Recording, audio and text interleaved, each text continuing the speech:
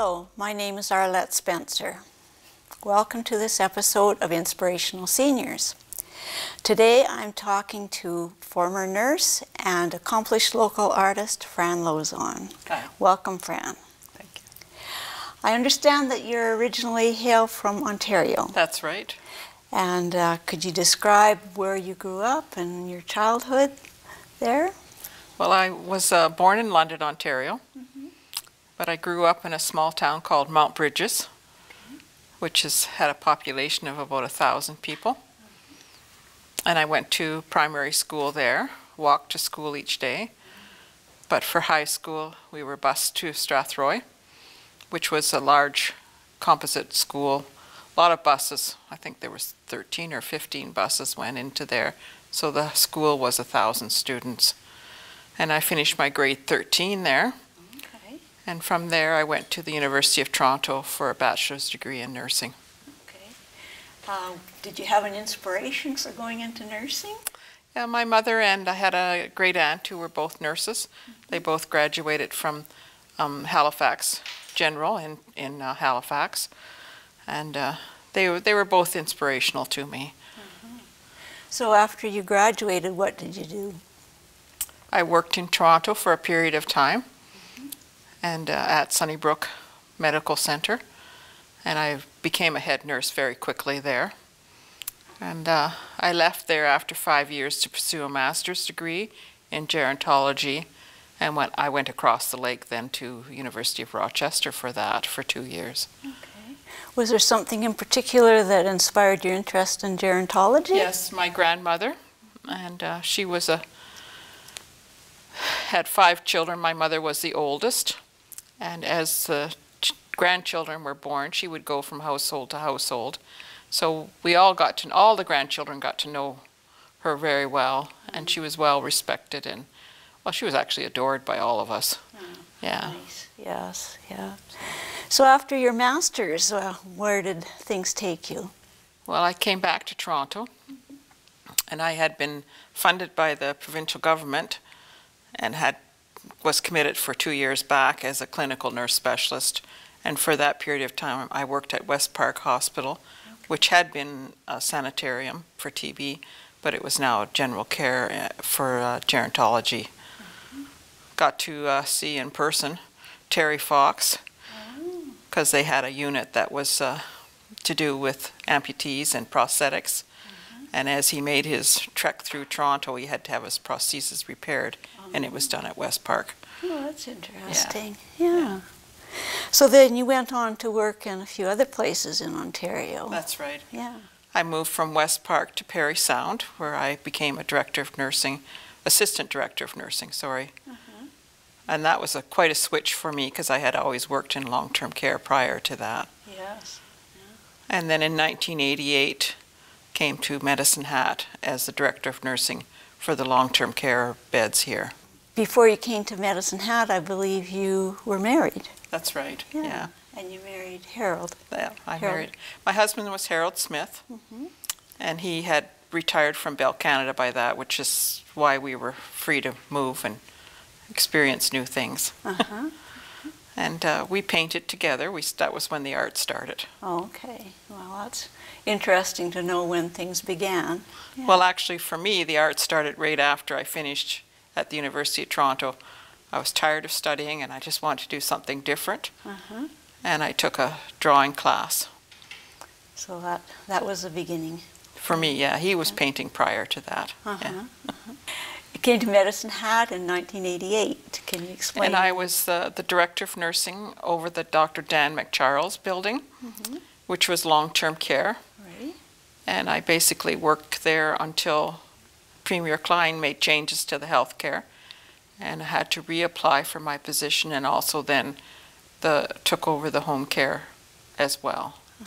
So and that's when you and I met. Right, you were my supervisor. Yeah. Yes. Now you returned to Ontario briefly, but then came back to Medicine Hat.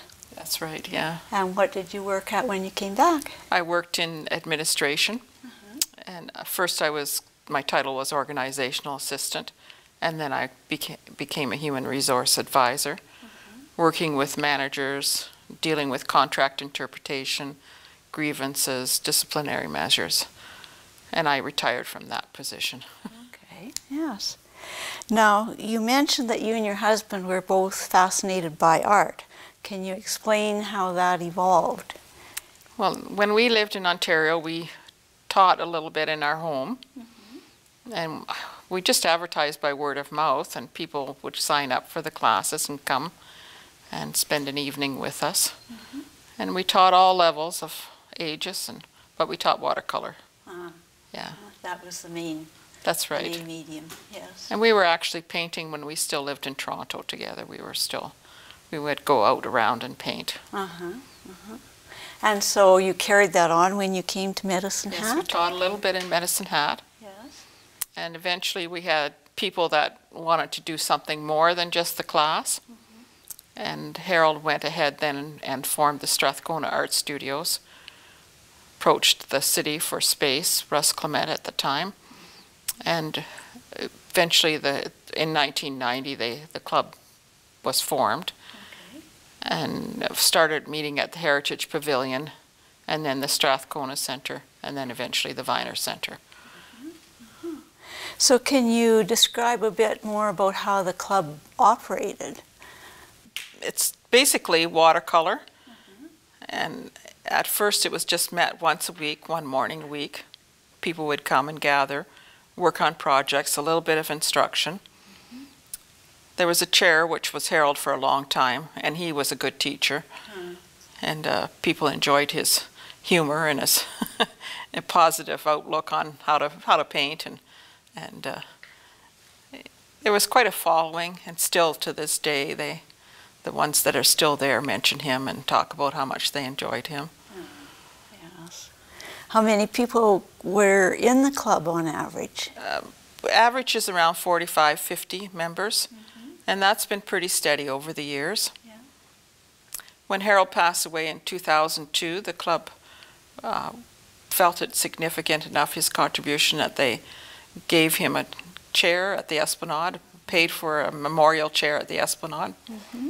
So that's touching for me. Yes, kind of a place you can return to. That's right, yeah. In memory, yes. And then Ruth Friesen took over the chair of the club, and she was a very capable and very sincere woman that led us until her passing. Yeah. And can you recount any of the other members that were there kind of at the start? The very start, Ruth Patrick, and she still attends. Marcella Kosolowski, I don't believe was one of the originals, but she's been long-standing. Dolores Ronan is still participating. I don't think she was one of the originals. A lot of them have passed away. That's one of the things of working with seniors, that that they do eventually get into their 80s and 90s. People have attended this group for a long time. And so it maintained their interest. That's and right. It was something they could do as seniors. Yeah. Right. And people come to the group that have never painted. So we have a class that I teach once a year, and it's basic watercolor techniques, and it's 8 weeks, and people take that as a preliminary to feel comfortable with the media, and then come and join the larger group. Yes. Currently we meet twice a week. Tuesdays we're focus on watercolor, and we have an agenda with topics that we cover. So one week we might paint skies, next week we might paint prairie. This past year we did a theme of Canada 150. And so each week we had a different part of Canada that we like, a different aspect of Canada, like mountains one week and sea the next week. And sure. Yeah, that was quite quite well received. Sure. Well, it gives some sort of variety and focus. That's right. Yes. And then Thursday mornings when we meet, it's mixed media, and people can proceed with any type of media, but there is no instruction on that. People just gather and work together. Okay. Yeah. Socialization's an important part of the group. Yes. And the support that the members give each other. And that also extends into the health and support people as their spouses may pass away. Right. So there's quite a socialization aspect to the group as well. Yeah. And always coffee and cookies, That's right? Always coffee and cookies. Now, before you stopped working, you started a new enterprise. Yeah, I became interested in quilting. That was a family heritage as well. Okay. So. And we have an example of one of your quilts. So I wonder if you could talk about that. Well, the quilt that I brought to show is called I Thought I Saw a Blue Cow. And it was entered into the National Canadian Quilters Association show in 2009, was sent off to St. John's, and it's a juried show, and it achieved best in show at that judging. Oh, congratulations. Yeah. Yes. I also entered a couple other quilts, and they received prizes as well. Can you describe them a little bit, since we don't have a picture of them? Well, my favorite is with the tulips. Okay. And that was based on a photo that I took in my own garden. And then I have another one that was called Snow Shadows. Okay. And it's usually my process for that is to do a little painting and then design the quilt from that. And Snow Shadows is the only one that the painting is sold, and I regret that. Oh, you kind of wish you had the partner. Yeah. Right. Yeah. Yeah. And it's heavily beat. It should be the sparkle of the snow. Oh, nice. And it's based on a photo down at the boat launch in Strathcona. Oh, okay. So Yeah. it's local too. Now, to go back to the art club, can you tell me how the art club was affected by the recent flood? Well, not so recent now, No. 2013. Well, we met regularly at the Viner Center, and of course that has all been disrupted. Right. But at the time of the flood, we had quite a collection of books which we lost in the flood. But the Seniors Advisory Committee, we approached them, and they gave us a grant monies, and we have replaced quite a few of our books and have more than what we started out with. Oh, that's good. And so we had to meet at two different places. So Tuesday we have met at the Chinook Center, Chinook Village. And first we were at the Lutheran Unity Church in Police Point, and then we moved to the Leisure Center. And we're really looking forward to getting back to one place. Right. And being back at the Viner Center when it reopens. And having all the things that you need there. That's right. Yes, yeah. I've always enjoyed seeing the club's art up on the wall, both at the Viner Center and the Strathcona Center. Can you describe the start of that and the ongoing process? Well, we felt that we'd like to display some of our art. And so we approached the Viner Center and asked them, could we put up one wall? And so they helped us get the hanging gear, and basically. So we change it 4 times a year. And we just ask members to submit paintings, and we just make an arrangement. It's all pretty informal. Well, very nice to see, though. Yeah. Yes. We have had group shows as well. We had one at Police Point for our 25th anniversary, and we have had at the Cultural Center prior to the expansion of the Cultural Center. Oh, We've had a couple of shows there as well. Can you relate some particular memories of the club, different things you've done or places you've been? Or? Yeah, the club would travel to different places. We went to the Japanese gardens. This was before I was very actively involved in it because I was still working full-time. But I did go with them to the Japanese gardens, and we painted there. We also have gone to Blackfoot Landing as a group. We rented a bus and went off to there. And a few of us have gone out to Dean Francis's open house a couple of times to see his artwork. That would be interesting. Yeah. We actually had an event just this morning at the Esplanade, and they pulled pictures from the watercolor archives and invited Gina Lacoste to come and lead a little discussion about those paintings. So that was quite interesting to us.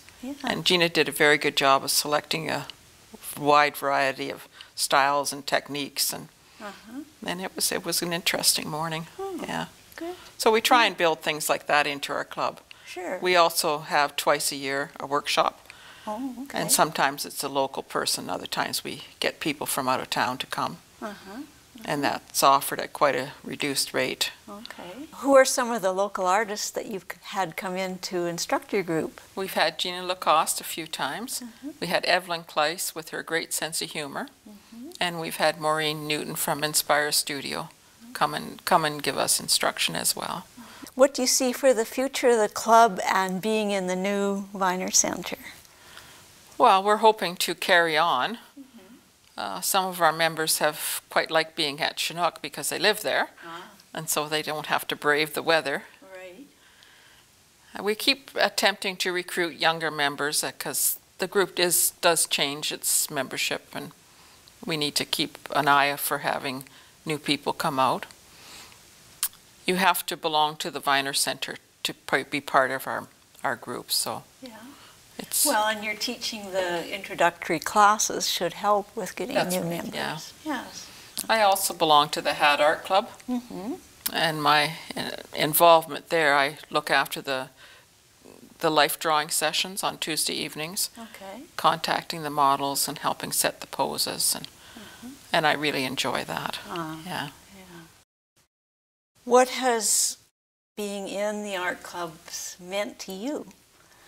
Well, for me, it's well, partly because my husband started it. It's been that continuing. But it's also the challenge of the teaching, and I quite enjoy the teaching and the feedback I get from that. They think I'm really smart when I demonstrate. Well, that's always a nice feeling. Yeah.